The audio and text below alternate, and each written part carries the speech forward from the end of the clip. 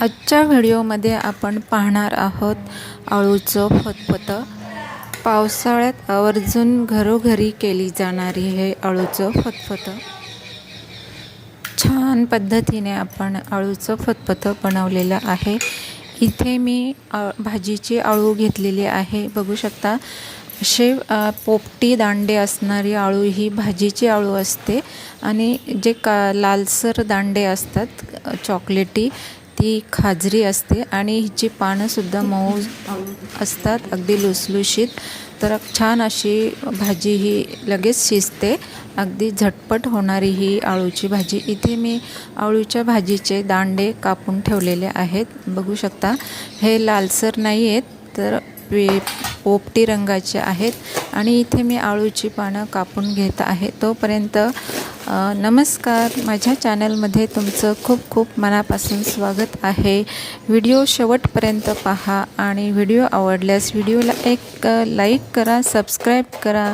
Video skip न करता पूर्ण पहा। तर इथे अशा पद्धतीने मी भाजी कापून घेते आहे। छान अगदी लुसलुशीत पानं आहेत। ही पुणेरी अळू ह्या अळूला म्हणतात। छान असं आपण अळूचं फतफतं बनवणार आहोत। त्यामध्ये भिजवलेले शेंगदाणे, कांदा खोबऱ्याचं वाटण, कोकम किंवा तुम्ही चिंचसुद्धा टाकू शकता। काही चण्याची डाळसुद्धा वापरतात किंवा भिजवलेले शेंगदाणेसुद्धा वापरतात। छान मी इथे विळीवर बारीक चिरून घेतलेली आहे। इथे छान अगदी कोवळी पानं आहेत, लुसलुशीत, अगदी झटपट होणारी ही भाजी आहे। इथे बघू शकता छान अशी चिरून घेतलेली आहे।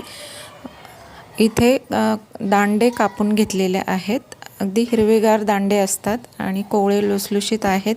इथे सर्व भाजी मी धुवून घेतलेली आहे। इथे बघू शकता छान स्वच्छ धुवून घेतलेले आहे। इथे एक वाटी भरून कांदा घेतलेला आहे, कांदा खोबऱ्याचं वाटण घेतलेलं आहे, कोकम घेतलेले आहे 2-3 बोटकं, अर्धी वाटी लसूण, एक वाटी भरून भिजवलेले शेंगदाणे आणि गूळ आणि कढीपत्ता। गुळाने आणि चिंचेने छान अशी चवदार भाजी होते। इथे कुकरमध्ये मी तेल टाकून घेतलं। छान तेल तापल्यानंतर 1 चमचा जिरं टाकलं, फोडणी दिली आणि त्यावर हिंग टाकून घेतलं। छान जिरं तडतडल्यावर मी कढीपत्ता टाकून घेतला। छान कढीपत्ता टाकून घेतल्यानंतर लगेचच लसूण टाकून घेतला। छान लसूण परतून घ्यायचं आहे, अगदी तांबूस होईपर्यंत। भरपूर लसूण टाकायचा, त्याने अळूच्या फतफत्याला छान चव येते। आणि इथे कांदासुद्धा मी टाकून घेतला।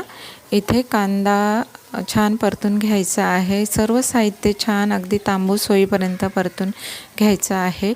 इथे बघू शकता कांदा मऊ होत आलेला आहे, छान परतून घ्यायचा आहे।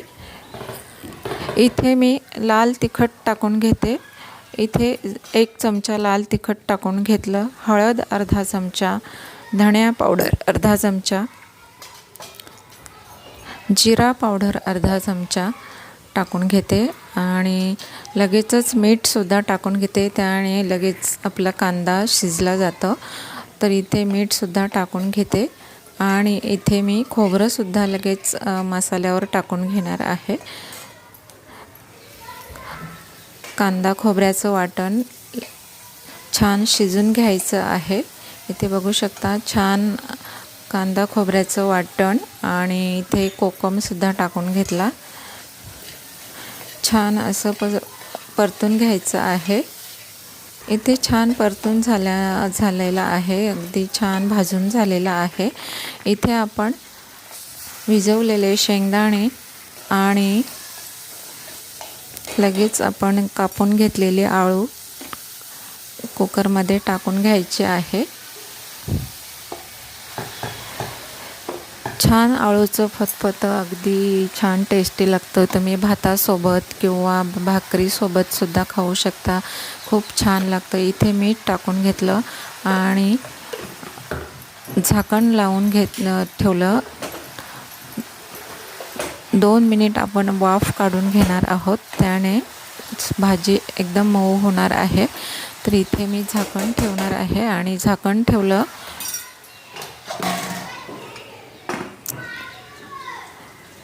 इथे 5 मिनिटानंतर झाकण काढून छान भाजी मऊ झालेली आहे। इथे बघू शकता छान भाजीला वाफ आलेली आहे आणि ही भाजी लगेचच शिजते। तर इथे मी भाजी परतून घेते आहे आणि चमच्याच्या साहाय्याने रगडून घ्यायची आहे। इथे बघू शकता छान भाजी मऊ झालेली आहे। वाफेवरच ही भाजी अगदी मऊ झालेली आहे। इथे गूळ टाकून घेते, एक सुपारी एवढा गूळ टाकायचा आहे। गुळाने फतफत्याला छान चव येते।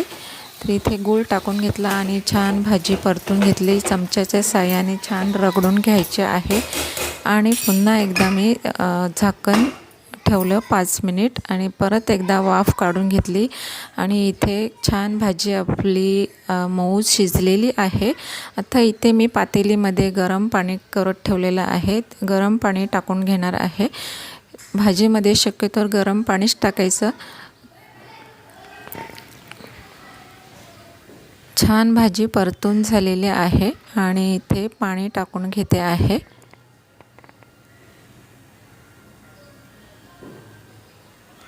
गरम पाणी टाकून आपल्याला पाहिजे तेवढं पाणी, पातळ भाजी करायची असेल तर तेवढं पाणी टाकून घ्यायचं।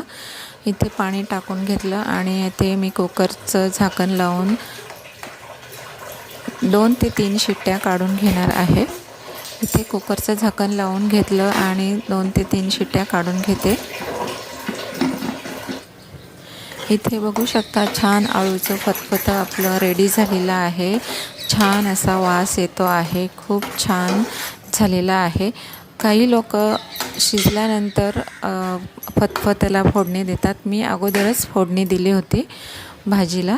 तर बघू शकता छान अगदी मऊसूत गरगटा झालेला आहे आणि छान अगदी भातासोबत खूप सुंदर आळूचं फतफतं तयार झालेलं आहे। शेंगदाणेसुद्धा खूप छान शिजलेले आहेत।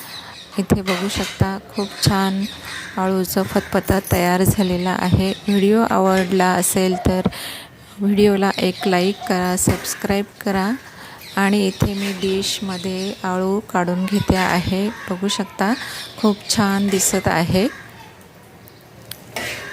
कोकम इथे डिशमध्ये मी काढून घेतलं आणि छान दिसत आहे आळूचं फतफतं। मी अशा पद्धतीने नक्की एकदा करून बघा।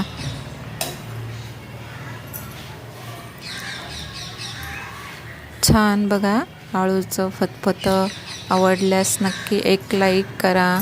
तोपर्यंत बाय बाय।